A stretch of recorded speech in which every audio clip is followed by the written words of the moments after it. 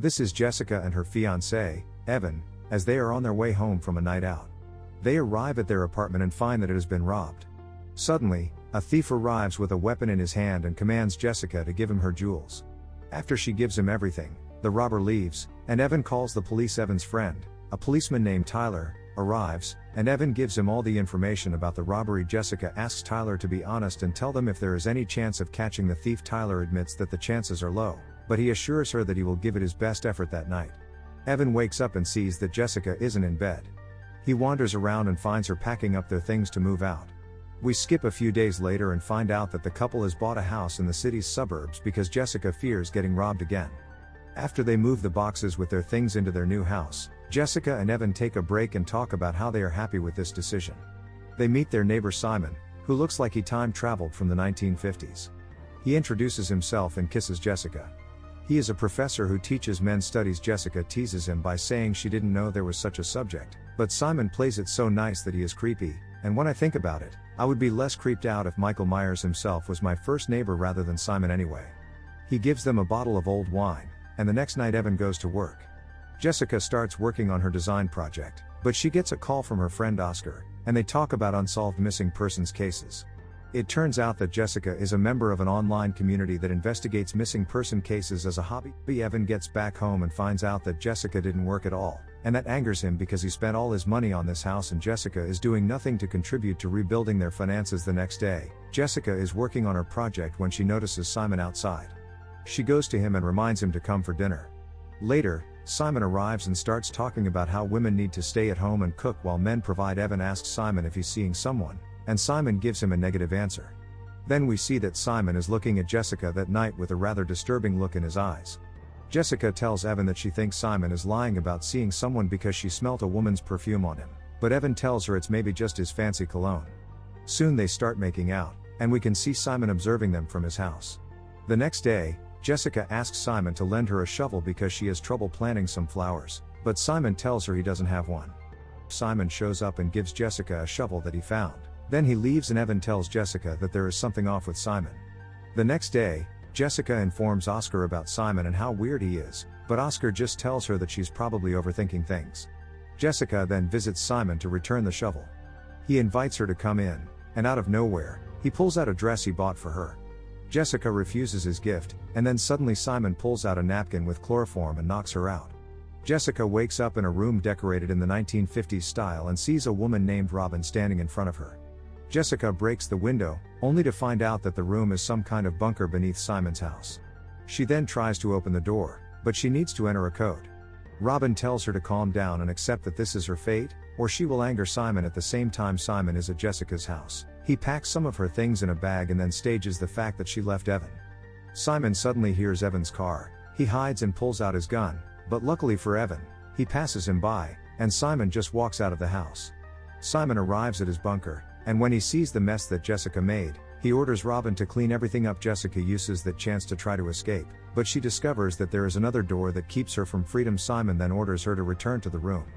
He tells her that this is her new life from now on and that she needs to forget Evan. Jessica tells him that Evan will eventually find her because she disappeared without a trace, but Simon then reveals what he did, and Evan will just think that she's left and gone somewhere. The next day, Simon brings Jessica a typewriter because he knows she wants to write a book, and he gives her another dress. However, Jessica doesn't want to wear it.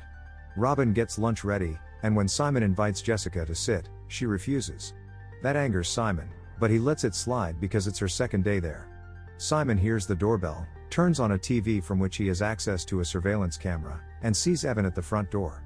Jessica sees him and immediately starts screaming to let him know she's in there, but Simon tells her that the bunker is soundproof. Simon goes to talk with Evan and asks him if maybe he's seen Jessica. Simon tells him that he hasn't seen her since yesterday and encourages Evan not to worry. Later, Tyler arrives at Evan's house, and the two of them talk about Jessica's disappearance. Evan mentions the community that she was in, and Tyler asks if she was close to anyone in that community. Evan remembers Oscar. The two of them visit him, and he tells them that Simon seems suspicious to Jessica.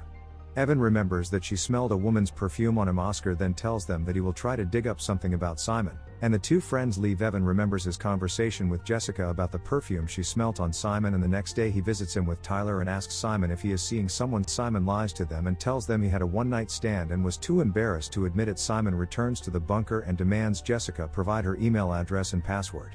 She gives it to him, and he sends Evan an email, painting the picture that Jessica has left him for another man. The next day, Simon buys a dress for Jessica, but she only shows disgust toward it when she tries it and calls Simon insane. He grabs her wrist, twists it, and reminds her that she doesn't want to anger him. A few days later, Simon arrives home from work, and Jessica welcomes him with a steak she made for him. He gives her a knife to cut it, but she attacks him and straps him to a chair. Then she threatens him to get the door code or she will torture him, but Robin attacks her and buys time for Simon to break free. He overpowers her, grabs her neck, and reminds her that she is his now, and it would be better for her to accept. That night Robin shows up in Jessica's room and tells her that she attacked her to protect her so she doesn't end up dead like one girl Simon kidnapped before. The next day Simon invites Evan to watch a baseball game with him. Jessica sees Evan through the TV monitor and tries to get his attention, but when he gets up for a bottle of beer, Jessica notices that Simon has a gun. She figures out that he will kill Evan if she continues, so she gives up. Later Simon arrives and tells her that if she tries anything from now on, he will kill Evan. Then he orders her to spend the night with him. Jessica doesn't resist because she cares about Evan and agrees to play Simon's game, which we skip 6 weeks later. Now Jessica is desperate. Evan put his house up for sale. Simon arrives home from work to find that Jessica has made lunch. He gives her a knife to test her, but Jessica just cuts the meat, and that pleases Simon. That night, Robin lied to Simon about how Jessica still wanted to escape and was just acting. Simon takes her and Jessica to a living room. He tells Jessica what Robin told him and that he hates lying the most. He suddenly slashes Robin's throat and tells Jessica that he knows Robin lied to him. He then goes to cut her body into pieces, leaving Jessica to cry herself to sleep. Tyler gets a call from Oscar, who tells him that he investigated Simon and found that he had been kicked out of a few universities because he was being inappropriate toward female students and that one student from his university had disappeared recently. Tyler goes to check on Simon's house, and there Simon kills him while Jessica watches TV. Simon then leaves Tyler's body and returns to Jessica, who comforts him by saying she understands him and that he did it for their good. The next day, Simon sees that Evan has sold the house, and he decides to test her by showing her. He decides to ask Jessica if they can take just one bottle of wine as a gift to Evan because she feels bad for him. Simon agrees to do that, and Jessica kisses him. Simon visits Evan to give him the bottle of wine, and Evan sees lipstick on Simon's collar and remembers that Jessica always left lipstick on his collars when they were dating in college. The next day, Evan gets a call from Oscar, who tells him everything that Simon said, and Evan is now sure that Simon is keeping Jessica hostage, so he decides to go and find her. At the same time, Jessica and Simon are eating cherry pie that she made for him, and this is the second phase of her master plan. Evan gets into Simon's house, and Simon leaves to deal with him. He enters the door combination with his fingers, which are smudged by cherry pie. The two of them start fighting, and Jessica quickly tries to figure out the door combination. Simon gets ready to finish Evan off, but Jessica shows up and overpowers him. A few months later, we see that Jessica and Evan are now together once again. Jessica visits Simon in prison, who has a life sentence, gives him a book she wrote inspired by her experience while she was his captive, and leaves Simon, opens the book and sees a note, "This is your fate, accept it," and the movie ends.